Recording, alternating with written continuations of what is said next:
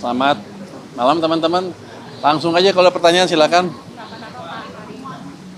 Tadi yang barusan dapat ada dua hal. Satu, rencana bagaimana menarik uang-uang dolar yang orang Indonesia suka taruh di luar balik ke sini. Tapi masih belum matang, masih kita matangkan lagi.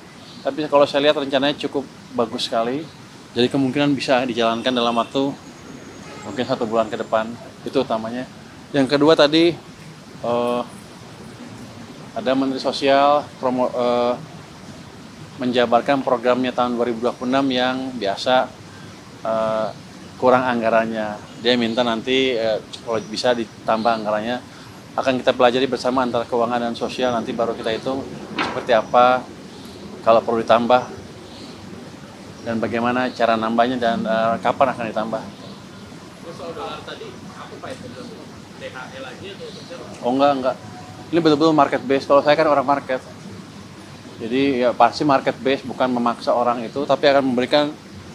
Ini masih belum matang ya, boleh ngomong ya? Saya nggak tahu. Dikit aja mungkin pendiskil Pak. Kira-kira akan ada insentif di mana orang Indonesia lebih suka naruh uang dolar di sini dibanding di luar. Saya baru tahu juga bahwa ternyata setiap bulan banyak juga yang kirim ke luar negeri orang Indonesia. Uang-uangnya utamanya ke beberapa negara di kawasan sini.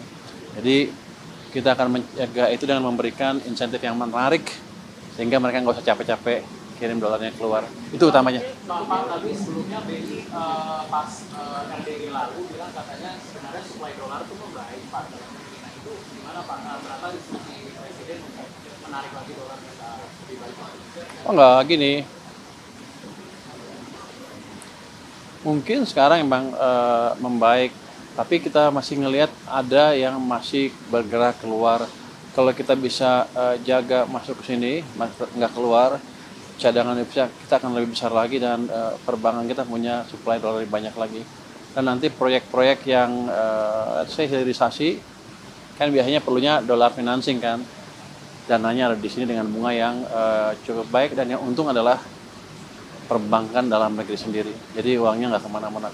Itu kira-kira rencananya. Saya nggak tahu bisa ngomong apa ya, kira-kira begitulah. Pak, masih soal RDG Pak, ini kan BI sama Fed Fund Rate kan turun kotak gitu supaya makin akomodatif. Nah itu tuh dari Bapak sendiri melihatnya dampaknya ke yield SDN kita bakal masih menarik ya sih Pak? Kan di tahun depan saja porsi penerbitan SDN kan cukup besar Pak yang dominasi untuk pembiayaan.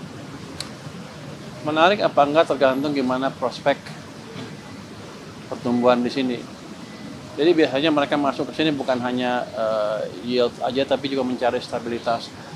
Walaupun yieldnya misalnya selisihnya lebih dikit dibanding di luar, tapi kalau betul-betul stabil dan ada potensi penguatan nilai tukar, kalau ekonominya bagus kan, ekonomi bagus, orang masuk ke sini, nilai tukarnya akan membaik.